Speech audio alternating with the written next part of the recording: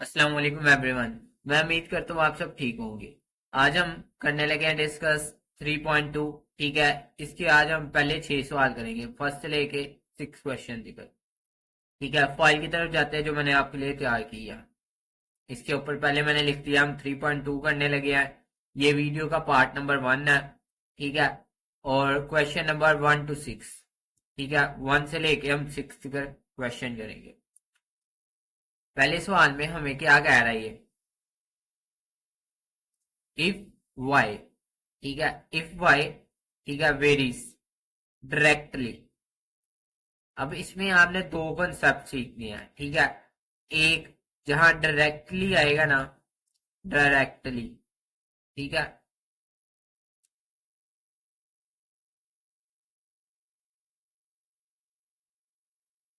ठीक है, इस चीज को आपने नोट कर लेना है, डायरेक्टली को। किस चीज को? डायरेक्टली को। ये जो सा हमारे पास डायरेक्टली है ना, इस चीज को आपने नोट कर लेना। इससे पहले देखे एक जो सा है ना, एक्स वाई, एक अल्फाबेट कुछ ना कुछ उनने दिया होगा, जैसे कि इधर देखे उनने वाई दिया है। ठीक है, वाई वेरीज डायरेक्टली। यहाँ इससे पहले मैंने लिख लिया वाई। ठीक है, उसके बाद मैंने लिख लिया डायरेक्टली।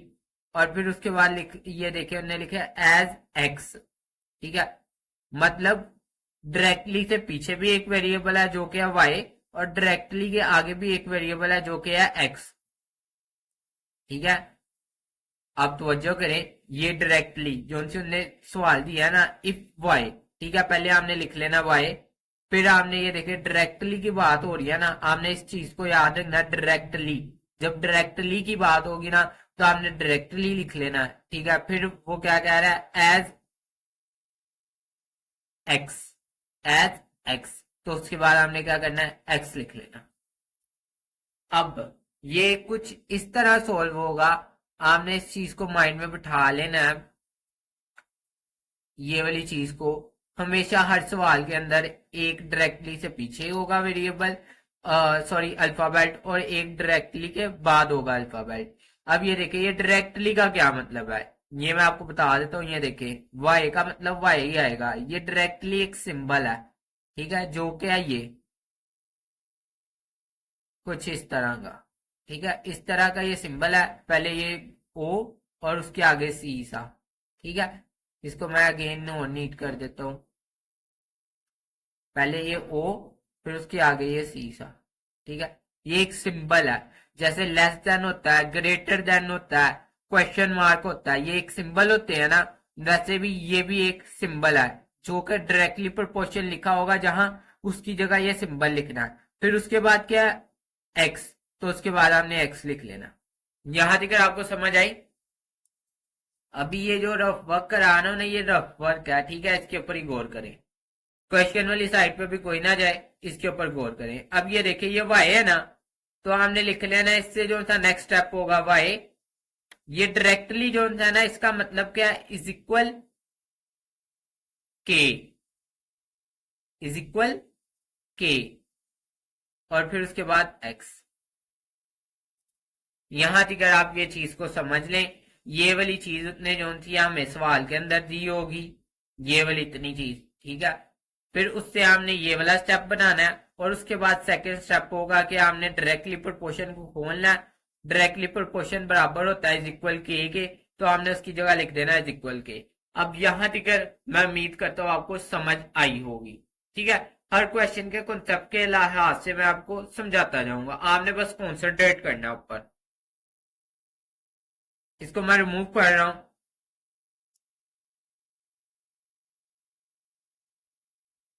अगेन मैं थोड़ा सा इसको लिख देता हूं। अब ये इज इक्वल के कहां से है, ये जो सा डायरेक्टली प्रोपोर्शन है ना, ये वाला। ठीक है, इसकी जगह इज इक्वल के आना है हमेशा। ठीक है, डायरेक्टली प्रोपोर्शन इसकी जगह इज इक्वल के आना है। आपकी जो सी फिजिक्स है ना, फिजिक्स का आपका लॉ ऑफ मोशन। ठीक है, लॉ ऑफ मोशन है आई थिंक, जिसके अंदर ये डायरेक्टली प्रोपोर्शन का जिक्र भी है, और इज इक्वल के का भी जिक्र है। ठीक है, क्या डायरेक्टली प्रोपोर्शन बराबर होता है किसके, इज इक्वल के। जहां डायरेक्टली प्रोपोर्शन होगा वहां हम क्या लगा देंगे, इज इक्वल के। तो ये डायरेक्टली प्रोपोर्शन की जगह मैंने क्या लगा दिया, इज इक्वल के। तो फिर y इज इक्वल के x। ठीक है, ये कुछ इस तरह वैल्यू बन गई। अब मैं आपको इसको समझाने वाली साइड पे जाता हूँ, फिर आपको बेहतर समझ आ जाएगी। अब ये देखिए, पहला सवाल था y इन x। ठीक है, y इन x, y के अंदर होना चाहिए x। ठीक है, टर्म ऑफ y, हमने अपने आंसर के ऊपर y लाना। ये कुछ इस तरह होगा, हमने कंफ्यूज नहीं होना। ठीक है, ये देखें, ये है ना, इसको मैं आपको बड़ी डिटेल में भी बताता हूँ। ठीक है, पहले आपका जो सा पहले स्टेप होगा ना, वो आपने ये जो सा हेडिंग वाली वैल्यूज है ना, उनको सोल्व करना है, इधर से लेके इधर तक। ठीक है, इस वाली चीज को सोल्व करेंगे। तो मैंने ये देखे, ये वाला step y directly proportion x, ये देखे मैंने इधर लिखा। ठीक है, y varies directly as x, तो इसका मतलब क्या, y डायरेक्टली प्रोपोर्शन है x के। फिर उसके बाद मैंने लिखा इज इक्वल के। ठीक है, डायरेक्टली प्रोपोर्शन के जो सा डायरेक्टली प्रोपोर्शन बराबर है इज इक्वल के, तो इसकी जगह मैंने लिखा इज इक्वल के। इसको मैंने ऐसे ब्रैकेट में बंद कर दिया क्योंकि मैं इसको अब वाजिया करना चाहता था आपके लिए। ये वाली जो सी वैल्यू है बहुत ज्यादा अहमियत यहाँ मिला है। जहां आप खोलेंगे ना इज इक्वल के, मतलब जोन से स्टेप के अंदर आएगा ना, डायरेक्टली प्रोपोर्शन के बाद, डायरेक्टली प्रोपोर्शन के बाद इज इक्वल के जिसके अंदर आएगा, ठीक है, वो आपके लिए इंपॉर्टेंट है। ठीक है, ये वाले स्टेप को आपने नोट कर लेना। ये वाले स्टेप को, जितने भी सवाल है, जब आप डायरेक्टली प्रोपोर्शन के बाद इज इक्वल के लगाएंगे ना, तो ये वाला जो है ना स्टेप आपके लिए इंपॉर्टेंट होगा। ठीक है, इसको आपने नोट कर लेना। ठीक है, या इसके ऊपर निशान लगा लेना है या ब्रैकेट लगा लेनी है, जो आपके माइंड में बैठ जाए। ठीक है, उसके बाद आगे ये वाली चीज थी ना, ये वाली, ये देखे, इसके आगे उनने ना ऐसे, ये देखे, अब ये वाली, ये ऊपर हेडिंग के अंदर वाई, वाई के अंदर क्या किया उनने, ये देखे y इज इक्वल 8, उनने y का डाटा दिया 8, when, जबकि x इज इक्वल 2। ठीक है, यहां मैंने लिखा पुट y इज इक्वल 8, जो सा हमने हेडिंग के अंदर दिया। अभी हम हेडिंग जो सी है ना मेन, वो ही सोल्व कर रहे हैं, और x इज इक्वल 2। ठीक है, ये दोनों मैंने लिख ली कि भाई पुट करो y और x। ठीक है, किसमें, इस वाली चीज में।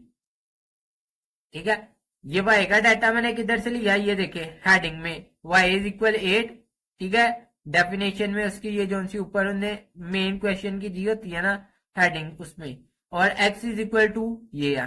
ठीक है, फिर उनने आगे क्वेश्चन अलहदा से है, ये क्वेश्चन है। अभी हम बस इसकी ये हेडिंग सोल्व कर रहे हैं। अब इस वाली चीज के अंदर आपने क्या करना है, आपने y का डाटा पुट कर देना। y क्या है 8, तो y की जगह 8 लिख लेना। इज इक्वल है तो इज इक्वल लिख लेना। उसके बाद के वैसे ही हमने लिख लेना, और x की वैल्यू क्या है 2, तो हमने 2 लिख लेना। ठीक है, इधर तक आप सबको मैं उम्मीद करता हूँ आपको क्लियर हुआ होगा। ठीक है, ये वाली चीज अब मैं रिमूव कर रहा क्योंकि ये अब आपके काम की नहीं।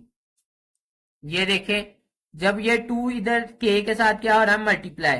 ठीक है, दूसरी साइड पे जाएगा तो इधर हो जाएगा डिवाइड, 2 1 दा 2, और 2 4 दा 8।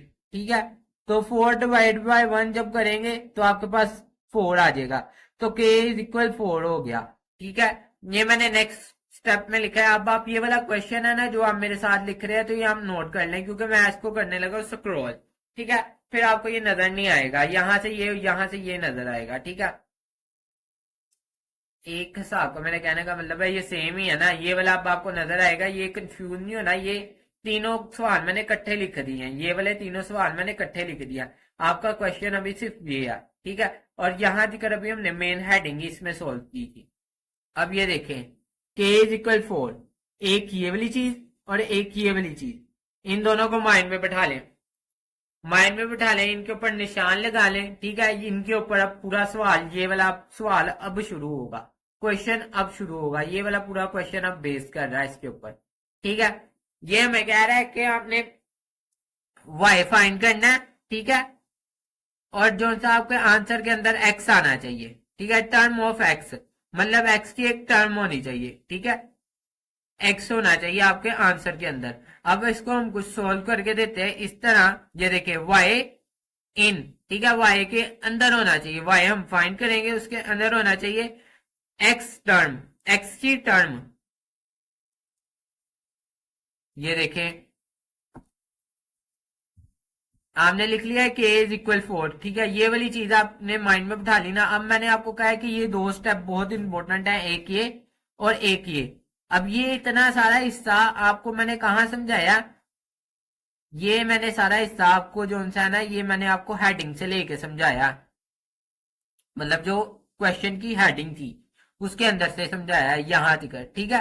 ये ठीक है, यहां तक आपको क्लियर है। उसके बाद अब ये देखें, ये वाली जो सी फर्स्ट वैल्यू ना, जिसके ऊपर मैंने आपको कहा ब्रैकेट लगा ले, कॉन्सेंट्रेट करें, ये वाली वैल्यू, इसको मैंने लिख लिया y इज इक्वल के एक्स, वाई इज इक्वल के एक्स, इसको मैंने लिख लिया, ठीक है। अब नेक्स्ट स्टेप क्या होगा, के आपके पास क्या है, ये देखें ये वाली चीज है ना, ये वाली चीज y इज इक्वल के एक्स, ये वाली चीज, ठीक है। ये मैंने इधर लिख लिया, ठीक है। अब हमने इसमें देखना है k इज इक्वल 4, तो k की जगह हमने 4 पुट कर देना, k की जगह हमने 4 पुट कर देना, ये k है ना, तो इसकी जगह हम 4 पुट कर देंगे, ठीक है। तो हमने अब देखें ये आपका आंसर बन गया, हमने y को फाइंड किया और y के अंदर x भी आ रहा है, तो ये आपका आंसर हो गया। यहां तक आपको क्लियर है, ये बहुत इजी था, कोई कंफ्यूजन नहीं होनी चाहिए आपको, ठीक है।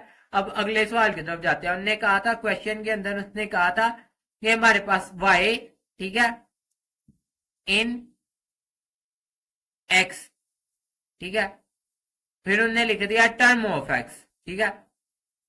आप समझ लेना तो आपके लिए बहुत है कि ये कह रहा है y इन x, ठीक है, y के अंदर होना चाहिए x, तो ये देखिए y हमने फाइंड किया और क्या कहते हैं, ये हमारे पास आंसर में x आ रहा है, ठीक है, टर्म ऑफ x, ठीक है। ये चीज कुछ इस तरह होनी थी, क्लियर है। अब अगले सवाल की तरफ जाते हैं। क्वेश्चन नंबर 2 लिखा है।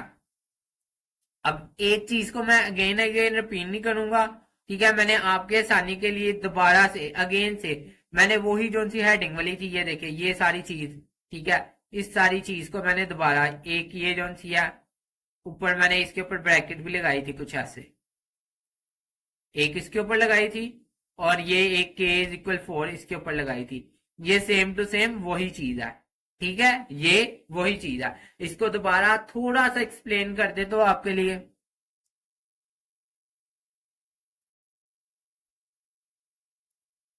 ये देखें यहां थी करना, यहां थी कर, जो ऊपर वाले सवाल में की थी सेम टू सेम वही चीज है। अब ये देखें, ये जो उनसे सवाल में से हमने हेडिंग ली थी y directly proportion as x, ठीक है, y डायरेक्टली प्रोपोर्शन, ये जो था डायरेक्टली का मीन क्या है, डायरेक्टली प्रोपोर्शन का सिंबल ये वाला, ठीक है, ये सिंबल लगा देना, y डायरेक्टली का मतलब ये सिंबल, और उसके बाद x तो x लगा दिया। इस सिंबल का क्या मतलब है, इज इक्वल के, तो इसकी जगह लगा दिया इज इक्वल के, ठीक है। अब क्वेश्चन के अंदर उन्होंने हेडिंग के ऊपर वैल्यू दी थी y इज इक्वल 8 और x इज इक्वल 2, तो y की जगह हमने 8 पुट कर दिया और x की जगह हमने 2 पुट कर दिया। 2 k के साथ मल्टीप्लाई हो रहा था तो दूसरी साइड पे जाके डिवाइड हो गया, 2 1 दा 2, 2 4 दा 8, 4 डिवाइडेड बाई 1 जब आप करेंगे तो आपके पास 4 आ जाएगा, तो इसको सीधा करके लिख ले k इज इक्वल 4, ठीक है। ऊपर कुछ मैंने ये वाली वैल्यू, ठीक है, एक ये वाली वैल्यू जिसमें हम इज इक्वल के खोलते हैं, मैंने आपको कहा था एक ये माइंड में बिठा लें, और एक मैंने ये वाली वैल्यू, ये देखें क्वेश्चन के अंदर ना y इज इक्वल, y ने क्या, y जो सा हमने फाइंड करना है व्हेन x इज इक्वल 5, ठीक है। ये चीज वो कुछ इस तरह कह रहा है, ये अब क्योंकि मैं स्क्रॉल कर दूंगा आपको नजर नहीं आएगा, y व्हेन, ठीक है, मतलब y हमने फाइंड करना है व्हेन, जब के, व्हेन का मीन जब के, ठीक है, x is equal 5, x is equal हमारे पास क्या 5, ठीक है। अब ये देखिए इसको कुछ सोल्व करते हैं, ये सवाल मैंने आपके पास लिख दिया, ठीक है, क्वेश्चन आपके पास ये आ गया, ठीक है। इसको मैं आपको स्क्रॉल करके अब बताता हूँ कि इसके बाद नेक्स्ट स्टेप क्या होगा। यहाँ ठीक है, ये ऊपर से ही आया, ठीक है। अब आपको कहा था एक स्टेप ये माइंड में बिठा ले और एक स्टेप ये वाला माइंड में बिठा ले। अब हमने सेम वही जो ऊपर किया था, y इज इक्वल के एक्स, इसको लिख लेना, ठीक है, y इज इक्वल के एक्स, इसको लिख लिया। ठीक है। उसके बाद आप के का डाटा पुट करेंगे, के इज इक्वल 4, ठीक है। के इज इक्वल क्या, के इज इक्वल 4 है, ये देखें के इज इक्वल 4, तो के की जगह ये देखें के की जगह क्या आ जाएगा 4, ठीक है। उसके बाद एक्स, एक्स का डाटा ये देखे क्वेश्चन के अंदर उन्होंने दिया है x is equal 5, x is equal 5, तो एक्स की जगह हम 5 पुट कर देंगे, 5 मल्टीप्लाई 4 तो आपके पास 20 आ जाएगा, वाई इज इक्वल 20, ठीक है। ये वाली चीज उन्हें फाइंड करने को कहा था, ठीक है। उनने लिखा नहीं मगर उनने देखे इसका डाटा नहीं दिया, उन्होंने कहा वाई मीन टू वाई आपने फाइंड करना है, ठीक है। व्हेन जबकि एक्स ये है, अब कोई चीज उन्हें दे दी है उसका डाटा ही नहीं है, मतलब वो चीज फाइंड आपने करनी है, ठीक है। ये माइंड में बिठा लें। अब आगे सवाल भी आएंगे तो कुछ इसी तरह होंगे। आगे अगले सवाल की तरफ जाते हैं। नेक्स्ट क्वेश्चन आपको अब नजर आ रहा है, ठीक है। ये देखें, ये जो है ना एक्स हमने फाइंड करना है, ये देखें इसको कुछ उन्होंने इस तरह लिखा है, यहां तक तो मैं आपको अगेन बता दूं ना वही चीज है दोबारा से, ठीक है। ये सारी वही चीज है जो हम पहले सवाल से करते आ रहे हैं, ठीक है। ये इतनी सारी ये वही चीज है, ठीक है। इसको आप देखें, मेरे ये लिखने दिक्कत, क्योंकि इतना टाइम नहीं मैं आपके लिए अगेन आपको एक्सप्लेन करूं। आपको नहीं समझ आई तो आप जो सा थोड़ा पीछे करें और पहले सवाल में से आप दोबारा देखें कि मैंने कैसे एक्सप्लेन किया उनको, ठीक है। अब ये देखें, ये क्वेश्चन हमारे पास क्या है, एक्स, क्वेश्चन मैं इसलिए लिख रहा हूं क्योंकि आपको अच्छी तरह समझ आइए, जब मैंने स्क्रॉल करना है तो आपको क्वेश्चन नहीं नजर आना, तो इस वजह से मैं क्वेश्चन लिख देता हूँ, वाई इज इक्वल 28। अब नेक्स्ट देखें कि इसके अंदर हम क्या करेंगे, मैंने क्वेश्चन आपके सामने लिख दिया, ठीक है। अब मैंने आपको ये भी चीज बता दिया अच्छी तरह कि ये जो सा है यहाँ तक तो हमारे पास सारा पहले वाला हिस्सा है, ठीक है। अब उसके बाद मैं आपको हमेशा कहता हूं कि आपने दो स्टेप याद रखने हैं, एक ये वाला और एक ये वाला, ठीक है। एक इज इक्वल के जिसमें हम लगाते हैं, जिसमें डायरेक्टली प्रोपोर्शन के बाद इज इक्वल के हम लगाते हैं, एक ये वाला स्टेप आपके माइंड में होना चाहिए। और एक जो के की वैल्यू होनी चाहिए, के इज इक्वल 4 है ना, तो ये जो वैल्यू होनी चाहिए ये आपके माइंड में होनी चाहिए, ठीक है। पहले स्टेप को लिखेंगे वाई इज इक्वल के एक्स, वाई इज इक्वल के एक्स लिख लिया। अब ये देखें आपके पास क्वेश्चन के अंदर वाई का डाटा है, वाई का डाटा आपके पास है, ये देखे 28, तो वाई की जगह मैंने लिख दिया ये देखे 28, ठीक है। उसके बाद इज इक्वल आ गया, फिर के का डाटा क्या है, के इज इक्वल 4, तो के की जगह 4 लिख लिया। और उसके बाद एक्स, एक्स ये देखे एक्स ये ने कोई डाटा नहीं दिया, मतलब ये उसको फाइंड करने को कह रहा है, एक्स को क्या कह रहा है वो कि इसको फाइंड करें, ठीक है। इस वाली चीज को एफ को आप फाइंड करें वो कह रहा है, आपको समझ आई है, एक्स को क्या वो कह रहा है फाइंड करें। तो मैंने क्या किया कि के इज इक्वल 4, ठीक है, के की जगह 4 लिख लिया, वाई की जगह 28 लिख लिया। अब ये देखिए 4 इसके साथ हो रहा है मल्टीप्लाई, दूसरी साइड पे जाके हो जाएगा डिवाइड, ठीक है। दूसरी साइड पे जाके हुआ डिवाइड, 4 1 था और 4 7 था, ठीक है। 4 का टेबल आप 7 दिगर पढ़े तो आपके पास 28 होता है, ठीक है। 7 डिवाइड बाई 1 करेंगे तो आपके पास 7 ही आएगा, ठीक है। और उसके बाद इसको सीधा लिख करके लिख ले एक्स इज इक्वल 7, ठीक है। क्लियर है, मैंने बड़ी डिटेल में आपको समझाने की कोशिश की, आपको समझ आ गई हो तो बेहतर, नहीं समझ आई तो वीडियो को पीछे करके देखें, फिर भी नहीं समझ आई तो किसी और सर की देख ली, ठीक है। अब आगे देखें, अगले सवाल की तरफ जाते हैं। क्वेश्चन नंबर 2 आपके पास लिखा है आप, ठीक है। क्वेश्चन नंबर 2 देखें, question number 2, if Y directly proportion X, इसमें हमने ये सिंबल डायरेक्ट दे दिया है, ठीक है। And Y is equal to when X is equal 3। पहले हम ये वाली जो सी मैं आपको बता देता हूं कि पहले हम कितने हिस्से को सोल्व करेंगे, सिर्फ ये वाले हिस्से को हम सोल्व करेंगे, ठीक है, क्वेश्चन के अंदर। फिर हम पहला सवाल पकड़ेंगे, दूसरा सवाल पकड़ेंगे, उनको सोल्व करेंगे। पहले ये वाला हिस्सा हम सोल्व करेंगे। ये देखें ये क्या, वाई डायरेक्टली प्रोपोर्शन एक्स, तो मैंने ये देखे क्वेश्चन लिखा, उसके बाद मैंने सोल्यूशन लिखा, मैंने ये वाली हेडिंग लिख लिया कि Y directly proportion X. Directly proportion means उसको हम जैसे हम लेस देन ग्रेटर देन कहते हैं इंग्लिश में, हम लेस देन ग्रेटर देन लिख लें, ठीक है। तो मैंने इसको इंग्लिश में लिख लिया जो उसका नेम था डायरेक्टली। आप प्रोपोर्शनल भी आगे लिख सकते हैं क्योंकि इसको डायरेक्टली प्रोपोर्शन कहते हैं। ठीक है, वाई डायरेक्टली प्रोपोर्शन एक्स। ठीक है, वाई डायरेक्टली एक्स। ठीक है, ये लिख लिया। अब मैंने आपको बताया था डायरेक्टली का मतलब क्या होता है। ये वाली जो सी डायरेक्टली है इसकी जगह हम क्या लगाते हैं, इज इक्वल के। इसकी जगह हम क्या लगाते हैं, इज इक्वल के। ये वाला जो सा सिंबल है इसकी जगह मैं क्या लगाता हूँ, इज इक्वल के। मैं नहीं, मैथ में हर जगह यही लगता है, फिजिक्स में भी ये यूज होता है। ये इसकी जगह क्या लगाना है, इज इक्वल के। ठीक है, बकाया वाई पहले है तो वाई पहले ही, एक्स बाद में है तो एक्स बाद में। ये डायरेक्टली प्रोपोर्शन की जगह हमने लगा देना है इज इक्वल के। यहां तक आपको समझ आ गई। मैं उम्मीद करता हूँ आप सबको यहां तक समझ आ गई होगी। ठीक है, अब आगे देखें, y इज इक्वल 8 और x इज इक्वल 3। तो ये जो है ना, ये वाला स्टेप, ठीक है, इसके अंदर y, ये वाला तो आपने नोट करना है ना, जहां मैंने आपको बताया इज इक्वल के लगाएंगे। ये वाला स्टेप आपका पहला स्टेप बहुत इंपॉर्टेंट है, ये वाला। ठीक है, ये क्वेश्चन के अंदर यूज होना है। फर्स्ट ऑफ ऑल ये आपने निशान लगा लेना है। उसके बाद क्या है कि पुट करना है y इज इक्वल 7। ये कहां से डाटा लिया, ये देखिए हेडिंग के अंदर इन्हें दिखा है y इज इक्वल 7 और x इज इक्वल 3। तो ये देखिए क्वेश्चन के अंदर इन्होंने लिखा है x इज इक्वल 3। ठीक है, ये दोनों चीजें हमने अब इसको करना है।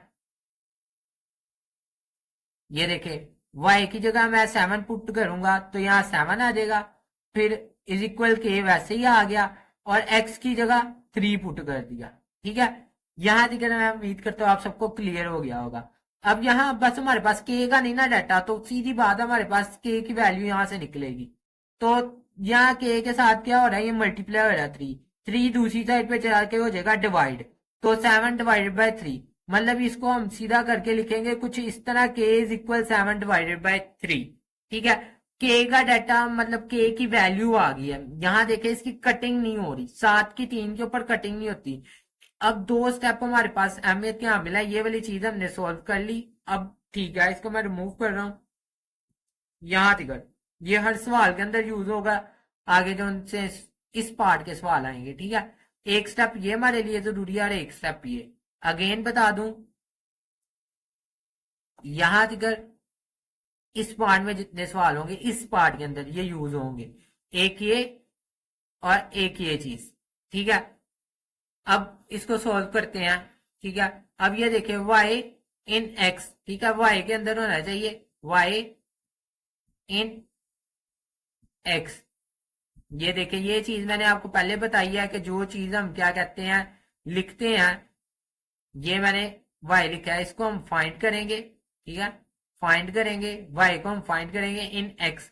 तो इसके अंदर इन इसके अंदर होना चाहिए हमारे इसके आंसर के अंदर x। ठीक है, इसको इस तरह याद रख लें। ठीक है, अब मैं आपको स्क्रॉल करके आगे बताता हूं। अब ये देखें, इधर गौर करें। अब इसके अंदर दो स्टेप थे हमारे पास, एक ये वाला स्टेप और एक ये वाला स्टेप। ठीक है, पहले इस वाले स्टेप को मैं लिखूंगा। ये देखिए पहले वाले स्टेप को मैंने लिखा y इज इक्वल के एक्स। ठीक है, अब y इज इक्वल के एक्स मैंने इसको लिखा ना, ये वाले पहले स्टेप को। ठीक है, पहले स्टेप को इधर, एक सेकंड, पहला स्टेप है ना, पहला स्टेप ये। ठीक है, पहला स्टेप मैंने ये लिख लिया। ठीक है, जो ब्रैकेट में मैंने नोट किया इज इक्वल के वाला, मैंने आपको गेन देन बता रहा हूँ कि पहला स्टेप कौन सा होगा जहां हम इज इक्वल के लगाएंगे। ठीक है, डायरेक्टली प्रोपोर्शन के बाद इज इक्वल के लगाएंगे ना, जिसमें उसको हम कहेंगे कि भाई ये हमारे लिए अहमियत का हम मिला है। ठीक है, इसके अंदर हमने डाटा पुट करना है। ठीक है, इस वजह से ये हमारे लिए जरूरी है। और एक दूसरा स्टेप कौन सा इंपॉर्टेंट होगा, जो सा हमारे पास के की वैल्यू आएगी, के इज इक्वल 7/3। ठीक है, जिसमें हमारे पास के का जो सा डाटा आएगा, के की वैल्यू आएगी। ठीक है, अब पहला स्टेप मैंने लिख लिया y इज इक्वल के एक्स, वाई इज इक्वल के एक्स मैंने लिख लिया। अब यहाँ देखें के का मैं डाटा पुट करूंगा। के का डाटा ये देखें, के का डाटा किधर है मुझे बताएं, के का डाटा ये है। ठीक है, और क्या है 7/3। ठीक है, तो ये वाले के की जगह ना मैं इधर इसका डाटा पुट कर दिया 7/3। ठीक है, y इज इक्वल 7/3। ठीक है, यहां तक भी कर लें तो इनफ है। मगर मैंने नेक्स्ट स्टेप में एक्स को मल्टीप्लाई कर दिया 7 के साथ, तो y is equal 7x divided by 3। अब ये देखें कंडीशन पूरी हो रही है, हमने y फाइंड कर लिया और इन x, और आंसर के अंदर हमारे पास x भी आ गया। ठीक है, क्लियर है। अब अगले सवाल की तरफ जाते हैं। नेक्स्ट क्वेश्चन नंबर 2 था आपके पास इसमें। इस क्वेश्चन नंबर 2 के अंदर यहाँ आप नोट करेंगे तो इसके अंदर ना आपके पास दो चीजें हैं। ये देखें x, ठीक है, व्हेन y इज इक्वल 35। एक सवाल ये है और एक सवाल ये है, ठीक है, एंड y फाइंड करना है व्हेन x इज इक्वल 18। अब ये कैसे होगा? बहुत इजी है, बहुत इजी है। मैं क्या करता हूं कि इसको मैं दोनों को इधर आपके लिए लिख लेता हूं y, ठीक है, तो व्हेन इज इक्वल 18, ठीक है। अब इसको सोल्व करना कुछ शुरू करते हैं कि ये किस तरह सोल्व होगा, ठीक है। फर्स्ट ऑफ ऑल हमने कंफ्यूज जरा भी नहीं होना, बहुत इजी है ये भी, ठीक है। अब ये देखें, मैंने आपको बार बार एक चीज बताई कि यहाँ दिकर तो ये हमारा सवाल वही चीज है, ये वाली चीज यहाँ दिकर सेम टू सेम वही है जो ऊपर वाले सवाल में अभी किया ना, जो अभी ऊपर वाला किया, ठीक है, इससे पहला पार्ट, ठीक है, y इज इक्वल के ओवर एक्स, और k is equal second part k is equal 7/3। ये वाली चीज सेम रहेगी इसके अंदर भी, ठीक है। अब इसका जो सा पहला सवाल है उसको सोल्व करना शुरू करते हैं, ठीक है। पहला क्वेश्चन इसके अंदर क्या था?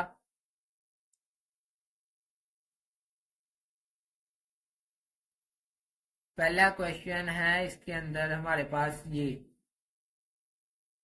हमने ना पहले क्वेश्चन के अंदर आपने गौर करना है थोड़ा सा, आपको मुझे कॉन्सेंट्रेट की जरूरत है, ठीक है। आप गौर नहीं करेंगे तो फिर आपके लिए मसला बनेगा। ये देखें, पहला क्वेश्चन है मेरे पास ये वाला, ठीक है, जो कि ये आपके पास लिखा है पहला, ठीक है, x when y is equal 35, x when y is equal 35। इसको अब मैं सोल्व करने लगा ना, तो ये देखें, मैंने पहले लिखनी है ये वाली पहले वाली ब्रैकेट, y इज इक्वल के एक्स, मैंने लिखा y इज इक्वल के एक्स, ठीक है।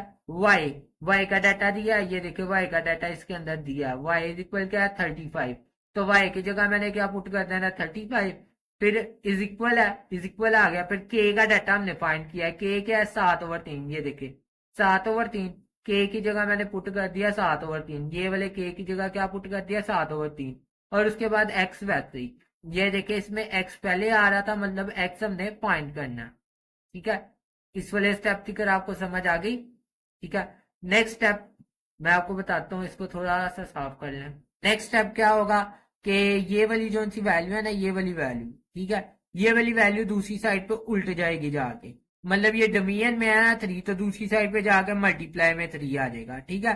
और उसके बाद 7 यहाँ मल्टीप्लाई में ना 7 मल्टीप्लाई हो रहा है एक्स के साथ, तो दूसरी साइड पे जाके डिवाइड हो जाएगा, मतलब ये वैल्यू कुछ उल्ट जानी है इस तरह कि ये वाली वैल्यू को जब मैं दूसरी साइड पे लेके जाऊंगा, बटे वाली वैल्यू को जब दूसरी साइड पे लेके जाते हैं तो उसकी वैल्यू उल्ट जाती है, 3 ऊपर चले जाएगा 7 नीचे आ जाएगा, ठीक है। यहाँ तक क्लियर है? अब ये देखें, कटिंग हो रही है, एक वैल्यू मल्टीप्लीकेशन में हो एक डिवीजन में हो तो कटिंग होती है, 7 एकम 7 और 7 5 35, 7 5 दा 35, ठीक है, 5 मल्टीप्लाई 3 तो आपके पास 15 आ जाएगा, इज इक्वल एक्स, ठीक है। तो आपका आंसर क्या आ गया?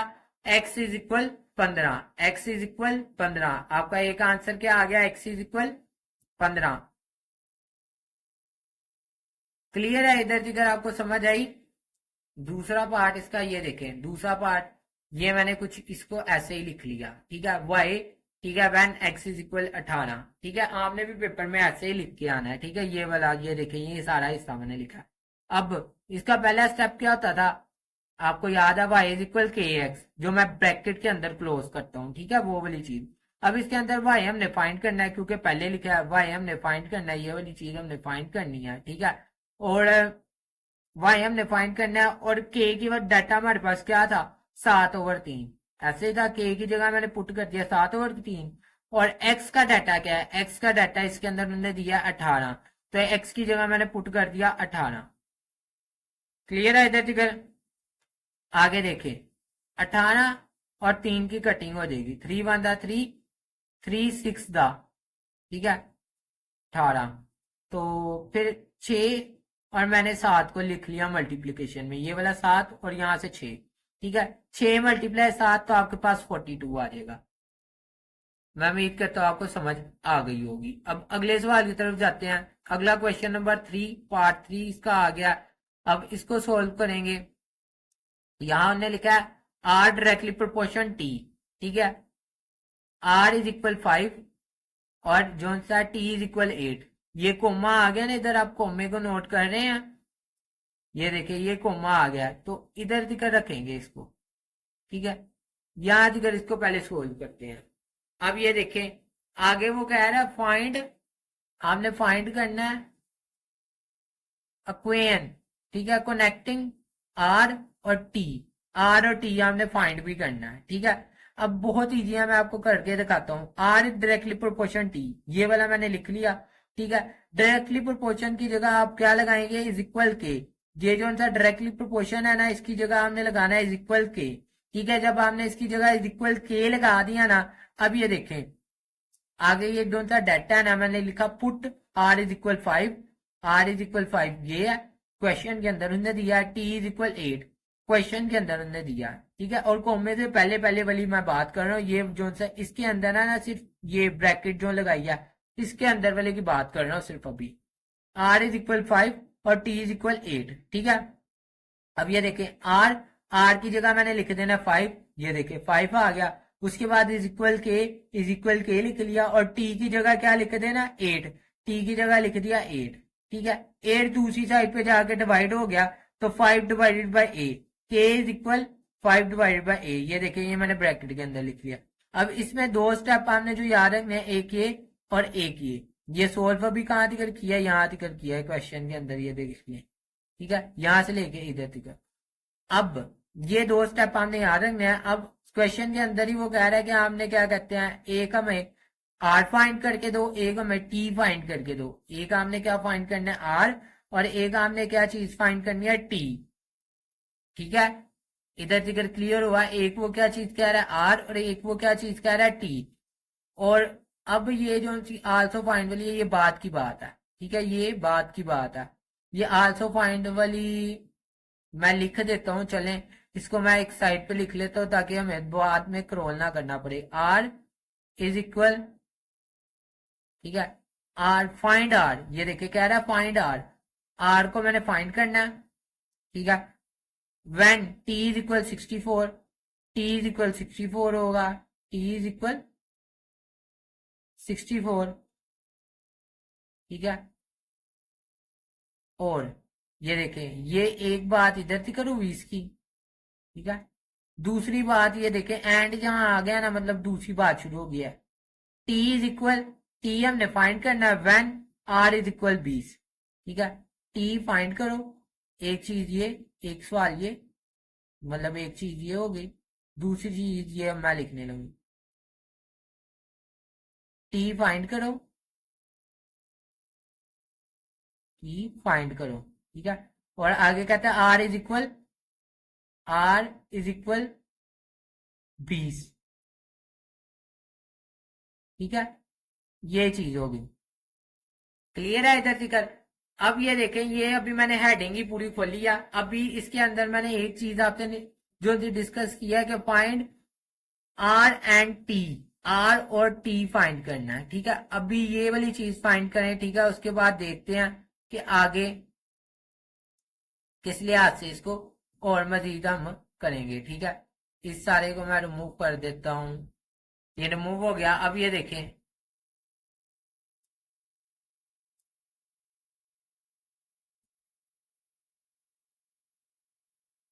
अब ना, ये देखें हमने गौर करना है थोड़ा सा, एक वैल्यू ये, ठीक है, और एक वैल्यू ये, ठीक है, इनको भी मैं इधर साइड पे लिख ही देता हूँ, ठीक है।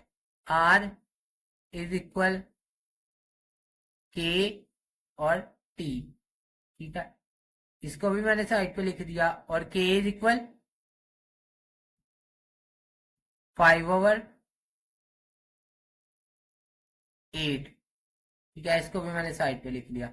एक ये वाली वैल्यू और एक ये वाली वैल्यू, दोनों को मैंने ये देखे इधर ये वाले में लिख दिया, ठीक है। अब कुछ इसको सोल्व करेंगे, ये देखें ये वाला स्टेप पहले रिपीट करना है, ठीक है।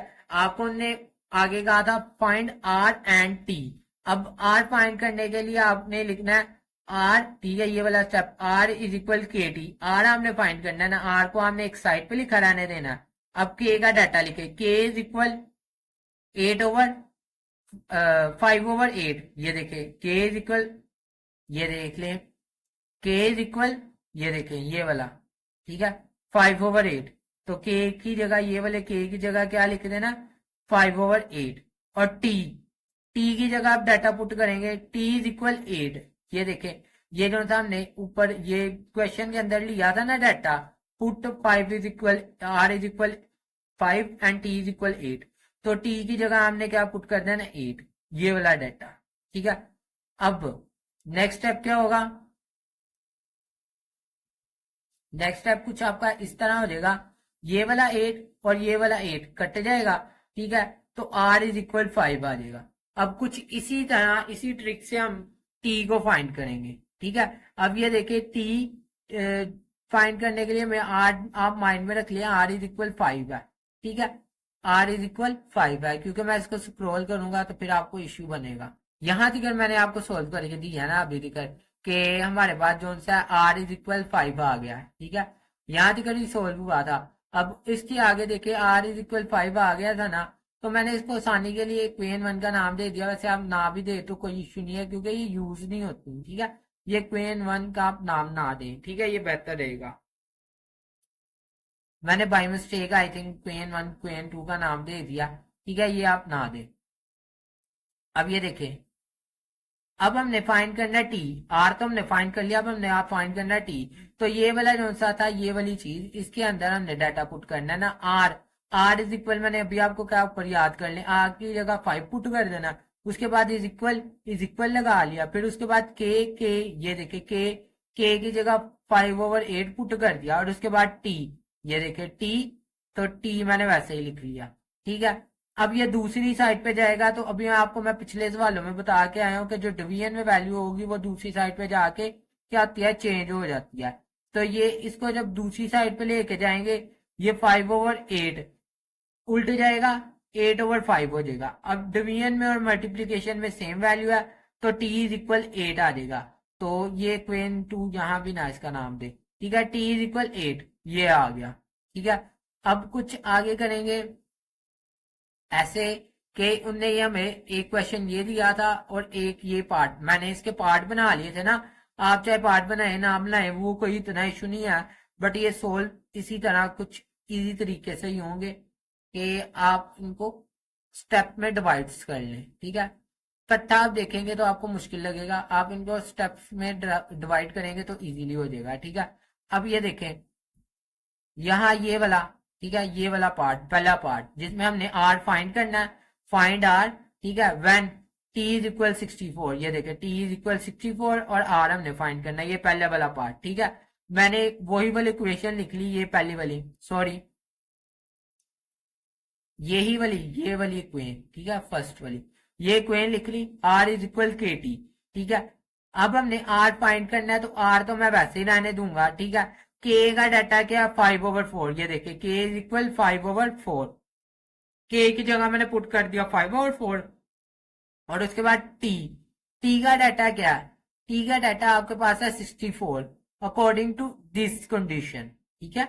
ऊपर वाली कंडीशन में एक टी का डाटा अलग था, बट अब हम टोटली इस चीज को फोकस कर रहे हैं, टोटली इस चीज को, ठीक है, इस चीज को फोकस कर रहे हैं, तो हमारे पास इस चीज पे ही सारी बात होगी, मीन्स तो इस चीज को हम डिस्कस कर रहे हैं ना, तो या तो ये वाले डाटे की बात होगी, या तो ये वाले, ये नीचे वाले की भी नहीं बात होगी, ठीक है, ये जो पार्ट 2 लिखा है ना इसकी भी नहीं बात होगी, ये पहले पार्ट की बात होगी और इसकी बात होगी ओनली, ठीक है। अब इन्हीं से ये डाटा हम देखेंगे और किधर से हमने नहीं लेना, ठीक है। ये देखें के का डाटा, ये देखें 5/8 मैंने लिख लिया, ठीक है। उसके बाद टी का डाटा क्या 64, ये देखें 64, तो टी का डाटा मैंने 64 लिख लिया।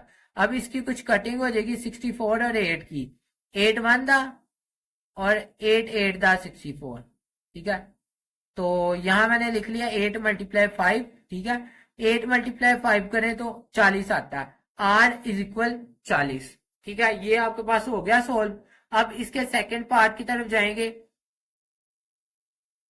सेकंड पार्ट आपका ये है, ठीक है, जो कि मैंने इधर ये देखें लिखा है टी हमने फाइंड करना है when R is equal 20, R आपके पास जबकि 20 हो, ठीक है। टी फाइंड करना है। अब यही वाली इक्वेशन, ये वाली इक्वेशन ये मैंने लिख ली, आर इज इक्वल के टी, ठीक है। आर की जगह हम डाटा लिख देंगे, आर इज इक्वल 20।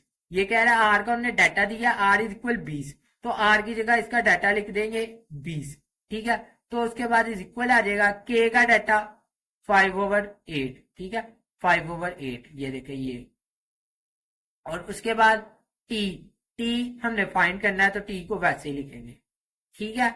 यहां तक अगर आपको क्लियर हो गया, सॉरी, यहां तक अगर आपको क्लियर हो गया, आगे देखिए अब।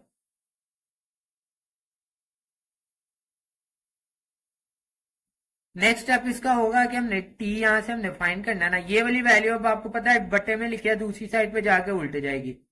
8 ऊपर चले जाएगा, 5 नीचे आ जाएगा, 5 1 दा और 5 4 दा 20, ठीक है। तो 4 मल्टीप्लाई, ये देखे 4 मल्टीप्लाई 8, 4 मल्टीप्लाई 8 कितना होगा 32, टी इज इक्वल 32 आ गया। तो ये आपका आंसर हो गया, ठीक है। अब आपके टोटल ये जो से आंसर हो गया ना, आपको क्या कहते हैं एग्जाम में, इनको थोड़ा सा नीट करके लिखेंगे तो एग्जामिनर को वैसे भी समझ आ जाएगी। अगर नहीं तो आप उनके लिए ऐसे एक बॉक्स बना सकते हैं मार्कर से, ठीक है, ताकि एग्जामिनर को वादे हो जाए, या आप उनके आगे आंसर भी लिख सकते हैं, ठीक है। क्योंकि ये थोड़ा लेंथी होता है और इजी होता है, बहुत ही इजी सवाल था ये। अब ठीक है, इसमें कोई मुश्किल नहीं थी, बस कॉन्सेप्ट याद रखना है कि भाई ये वाली दो वैल्यूज हर सवाल में यूज होनी है, और डाटा हमने हर क्वेश्चन के अकॉर्डिंग उसका यूज करना है, ठीक है। तो ये आपके लिए, अब मैं सवाल की तरफ, अब अगले सवाल की तरफ, अब अगले सवाल की तरफ, अब अगले सवाल की तरफ, अब अगले सवाल की तरफ जाते हैं, जिसका डाटा भी चेंज होगा, तो मैंने ये डाटा भी रिमूव कर दिया है। क्वेश्चन नंबर 4, क्वेश्चन नंबर 4 अब आपके सामने लिखा है, ठीक है। ये देखिए, इसके अंदर लिखा है आर डायरेक्टली प्रोपोर्शन टी का square, R directly proportion T का स्केयर, ये मैंने कुछ ऐसे ही लिख लिया। उसके बाद ये देखिए and R is equal 8 and T is equal 3, और उसके बाद ये देखो कोमा आ गया। अब मैंने आगे लिख लिया, ये देखिए डायरेक्टली प्रोपोर्शन की जगह मैंने इज इक्वल के लगा लिया। उसके बाद मैंने लिख लिया पुट आर इज इक्वल 8 और टी इज इक्वल 3, ठीक है। आर की जगह 8 पुट कर देना है, आर की जगह 8 पुट कर दिया, फिर इज इक्वल, फिर के, और उसके बाद टी, टी की जगह 3 पुट कर देंगे। और ये देखे टी के ऊपर क्या स्केयर, ये देखिए अगर आप गौर करें तो ये वाले टी के ऊपर क्या स्केयर, तो हम टी का डाटा क्या 3, तो 3 के ऊपर हम स्केयर लगा देंगे, ठीक है। टी के ऊपर स्केयर है ना, मतलब उसका डाटा जो 3 होगा ना उसके ऊपर भी स्केयर आ जाएगा, ठीक है। टी, हमें खाली डाटा दिया टी का, तो हमने टी की जगह 3 पुट कर देना, उसके ऊपर स्केयर वैसे ही रहेगा, ठीक है। अब मैंने आपको बड़ी डिटेल में बता दिया, टी है ना, तो टी इज इक्वल 3 है, टी की जगह 3 ही रहेगा और ऊपर स्केयर आप लगा दें, ठीक है, क्योंकि ये देखे टी के ऊपर स्केयर है। अब नेक्स्ट स्टेप क्या होगा, नेक्स्ट स्टेप ऐसे होगा 3 का स्केयर, मतलब 3 × 3 आपके पास क्या आएगा इज इक्वल 9, ठीक है। 3 का स्केयर 9 होता है, तो ये मैंने 9 लिख लिया। 9 अब के साथ मल्टीप्लाई हो रहा है, दूसरी साइड पे जाके डिवाइड हो जाएगा, ठीक है। तो के इज इक्वल 8/9, इसको मैंने सीधा करके लिख लिया। अब इन दोनों में आपने जो चीज याद रखनी है, एक आपने ये याद रखना है और एक आपने ये याद रखना है, आर इज इक्वल के टी का स्केयर, आर इज इक्वल के टी का स्केयर, ठीक है। इसको याद रखे, ये मैं कोशिश करता हूँ आपको नजर ही आ जाए, आर इज इक्वल के टी का स्केयर। अब इसको स्क्रॉल करते हैं, अच्छा, सॉरी सॉरी, मैंने आपको क्वेश्चन का डाटा तो दिखाया ही नहीं।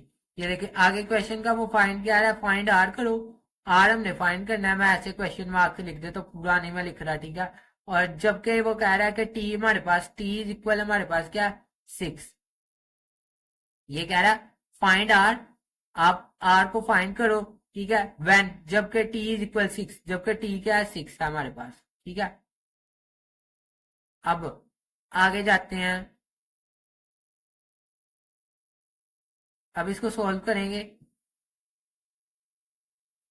ये देखिए मैंने ये के का डाटा तो आपको नजर आ रहा है। मैंने आपको कहा था आर इज इक्वल के टी का स्केयर, ये याद कर लें, ठीक है। ये ऊपर ब्रैकेट में लिखा है, बार बार मैं आपको दिखाऊं तो वो फिर कंफ्यूजन होती है, ठीक है। आर इज इक्वल के टी का स्केयर, आप मेरे साथ साथ लिख रहे हैं तो वेरी गुड, ठीक है।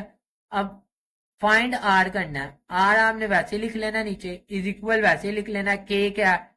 8/9, तो के की जगह 8/9 लिख देना। टी, टी क्या है? T is equal 6, T is equal क्या है? 6, ये देखिए टी इज इक्वल 6, ठीक है। टी की जगह हमने 6 लिख लिया, ठीक है। यहाँ टी के ऊपर क्या है? स्केयर, तो उसके ऊपर लगा दिया स्केयर, क्योंकि हमारे पास डाटा खाली टी का है, टी इज इक्वल 6।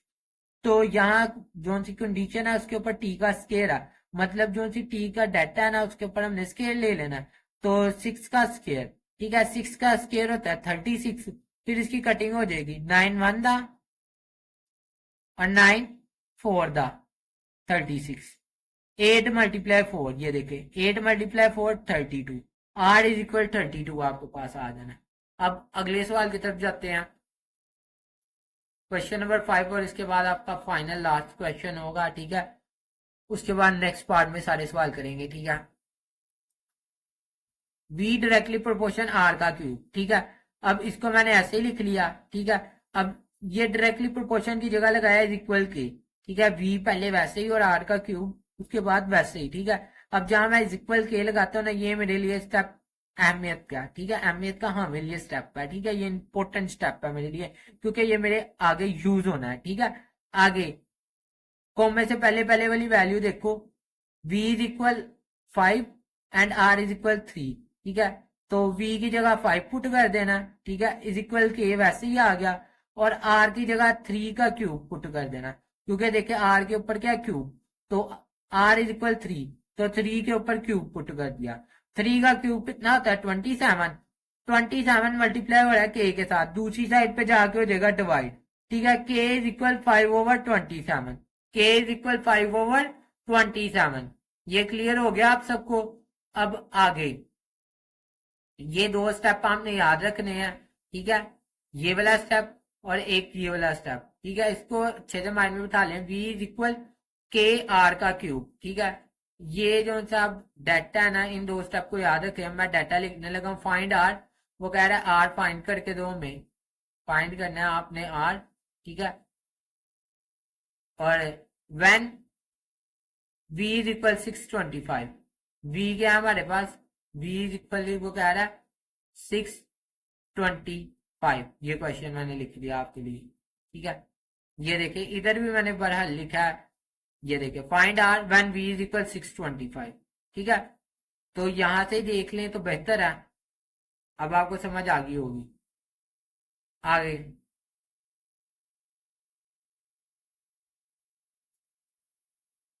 अब इसको देखें, जो सा मैंने आपको स्टेप याद करने को कहा था, v इज इक्वल आर 3 के का, सॉरी, आर इज इक्वल के आर का क्यूब, ठीक है। अब यहाँ डाटा क्या फाइंड करना है हमने? आर, आर मैंने वैसे लिखा रहने दिया, v इज इक्वल 625 है, तो v की जगह मैंने 625 लिख दिया, और k का डाटा आपके पास ये देखिए यहाँ लिखा है ये, ठीक है। k इज इक्वल 5/27, 5/27, 5/27, ठीक है। आर की जगह 5/27 लिख लिया। अब आगे नेक्स्ट स्टेप क्या होगा? ये वाली वैल्यू दूसरी साइड पे जाएगी, तो ये उल्ट जाएगी, ऊपर नीचे हो जाएगी, ठीक है। मीन्स टू 5 जो सा है वो हमारे पास नीचे चले जाएगा, और 26 ऊपर चले जाएगा, ये देखें इधर, क्लियर है। और आर का क्यूब दूसरी साइड पे ये अब अकेला आ गया। अब ये देखिए इसकी कुछ करनी है हमने कटिंग, ये देखिए 5 1 था, ठीक है। और यहाँ जब आप 5 पे कटिंग करेंगे ना, तो ये देखिए 5 के टेबल पे पहले 60 कितने पे आता है? 12 पे, ठीक है। उसके बाद 2, यहाँ से 62 था ना, 2 इधर कैरी चले गया, तो ये हो गया 25, 2 5 था 25, तो ये कितने हो गए? 12, सॉरी 125, ठीक है, 125, 125 मल्टीप्लाई 27, मल्टीप्लाई 27, जब आप इसको मल्टीप्लाई करेंगे तो आपके पास 3375 आ जाएगा, ठीक है। आपके पास क्या आ जाएगा? 3375। अब ये देखें यहाँ क्यूब है ना, तो लाजमी यहाँ भी किसी वैल्यू का क्यूब बन रहा है। आपको आप चाहे 14 को करके देख ले 3 दफा मल्टीप्लाई। मैंने अब जब लिखा है ना, मैंने पहले 13 को 3 दफा मल्टीप्लाई करके देखा, फिर 14 को 3 दफा मल्टीप्लाई करके देखा, फिर 15 को 3 दफा मल्टीप्लाई करके देखा, तो मेरे पास 3375 आ रहा था। आप 15 करेंगे, जब 15 को 3 दफा मल्टीप्लाई करेंगे तो आपके पास क्या आएगा, 3375। तो मैंने क्या किया कि 15 के ऊपर लिख दिया क्यूब, कि 15 3 दफा आ रहा है। अब ये देखे दोनों साइड पे अगर क्यूब हो तो क्यूब क्यूब से कट जाता है, तो r इज इक्वल 15। ठीक है, आप बोथ साइड पे ऐसे क्यूब रूट भी लगा सकते हैं, बट मेरे ख्याल से ये मेथड बिल्कुल ठीक है कि दोनों साइड पे अगर क्यूब है तो क्यूब क्यूब से कट जाता है, दोनों साइड पे अगर स्केयर है तो स्केयर स्केयर से कट जाता है। अगर स्केयर है तो आप अंडर रूट लगा के भी कर सकते हैं इस तरह। ठीक है, बकाया अगर आप इसको स्टेप को ज्यादा डिटेल में चाहते हैं तो ये ले मैं आपके लिए कर देता हूं। इस वाले स्टेप के बाद आप एक और स्टेप कर लें, आप लिख लें टेकिंग बोथ साइड। ठीक है, क्यूब रूट। ठीक है, तो 15 के ऊपर भी इधर आपने लिख लेना है 3। ठीक है, और इधर आपने लिख लेना है 15, और इसके ऊपर लगा लेना है क्यूब। ठीक है, और ऐसे इज इक्वल r। ठीक है, यहां भी आपने लिख लेना है 3, और यहां भी आपने लिख लेना है r, और ब्रैकेट के अंदर आपने लिख लेना है 3। ठीक है, अब ये जो सा जैसे स्केयर रूट और स्केयर कट जाता है ना, ऐसे ये ब्रैकेट और ये क्यूब कट जाएगा, तो आपके पास फिर क्या आ जाएगा, 15 इज इक्वल r। तो फिर भी आपके पास यही आंसर आना है। ठीक है, इज दैट क्लियर? अब अगले क्वेश्चन की तरफ जाते हैं। अगला लास्ट क्वेश्चन आपके पास क्वेश्चन नंबर 6। ठीक है, इसको डिस्कस करेंगे अब। इसके अंदर देखें, ये कह रहा है जो सा आपके पास W है। ठीक है, W डायरेक्टली डायरेक्टली है, मतलब डायरेक्टली प्रोपोर्शन। ये देखें W डायरेक्टली प्रोपोर्शन। ठीक है, डायरेक्टली का मतलब है डायरेक्टली प्रोपोर्शन का सिंपल। ठीक है, U का क्यूब। ठीक है, U के ऊपर लगा दिया क्यूब। ठीक है, अब and W is equal 81 and U is equal 3। यहाँ कोमा आना है, सॉरी। ठीक है, यहाँ लाजमी कोमा होगा, ये मैंने बाय मिस्टेक डॉट लगा दिया, यहाँ कोमा होगा। ठीक है, इसको यहाँ तक सोल्व करना है अब ये देखिए डायरेक्टली प्रोपोर्शन। ठीक है, V डायरेक्टली प्रोपोर्शन U का cube, V W directly proportion U का क्यूब। ठीक है, डायरेक्टली प्रोपोर्शन का मतलब इज इक्वल के, तो इसकी जगह इज इक्वल के लगा दिया। अब मैंने लिखा put W is equal 81 and U is equal 3। ठीक है, जहां W है उसकी जगह मैंने पुट कर दिया 81, फिर इज इक्वल के लिख लिया, और U की जगह मैंने पुट कर दिया 3। जब जब आप 3 को 3 टाइम मल्टीप्लाई करते हो तो आपके पास आता है 27, मतलब 3 मल्टीप्लाई 3। ठीक है, फिर अगेन 3। ठीक है, 3 दफा 3 को आप जब मल्टीप्लाई करते हो तो आपके पास क्या आता है, इज इक्वल 27। ठीक है, ठीक है, अब ये देखें 27 इधर के साथ हो रहा मल्टीप्लाई, दूसरी साइड पे जाके हो जाएगा, ये देखें इधर आके हो गया डिवाइड। ठीक है, 27 आप 81 डिवाइड बाई 27 डायरेक्ट करेंगे तो आपके पास 3 आ जाएगा। वैसे आप इसकी 3 के टेबल पे भी कटिंग कर सकते हो। 27, ठीक है, 3 दा। ठीक है, तो आपके पास k इज इक्वल 3 आ जाएगा। ये सिंपल है, मैं अब इसको ज्यादा डिटेल में नहीं जाना चाह रहा कि आपको मैं एक 3 से शुरू करा दूं। इतनी आपको आनी चाहिए, इतनी तो आपके अंदर सेंस होनी चाहिए। अगर नहीं है तो फिर आप क्या कहते हैं 8 दोबारा पढ़ के आए। k इज इक्वल 3, k की जगह हमने लगा दिया 3। ठीक है, अब आगे देखें नेक्स्ट स्टेप। अब ये वाला जो था एक स्टेप ये वाला, और एक स्टेप ये जो था दूसरा मैंने टिक लगाया, ये आपके लिए इंपॉर्टेंट है, ये आपने याद रखने हैं। ठीक है, अब ये देखिए कोमा यहाँ आ रहा था, कोमे के बाद वाली वैल्यू हमने देखनी है, फाइंड W। W हमने फाइंड करना है। ठीक है, ये जो था W है ये मैंने क्या करना है, फाइंड करना है। इसको रिमूव कर देते हैं एक second. W is equal find करना है। ठीक है, क्वेश्चन मार्क लगा देता हूँ कि भाई ये फाइंड करके दो। Q is equal 5, U is equal 5। ठीक है, ये डाटा मैंने लिख लिया, जो कि मैंने नीचे भी आपके लिए लिखा होगा, बट मैं कहता हूँ कि आप ये ना कहें कि नीचे कुछ और लिखा ऊपर कुछ और लिखा, तो आपको आसानी के लिए मैं कर लिख देता हूँ बस। ठीक है, अब ये देखें, ये डाटा, ठीक है। अब ये वाला स्टेप W इज इक्वल के यू का क्यूब, ठीक है। ये जो ऊपर मैंने ये वाले इसके साथ मैंने आपको कहा था एक और, ठीक है। अब देखें W का डाटा, W ने का फाइंड करो तो W वैसे ही आएगा। K का डाटा, K का डाटा आपके पास, K का डाटा आपके पास 3 है, यहाँ मिस्टेक हुई है, यहाँ आएगा 3।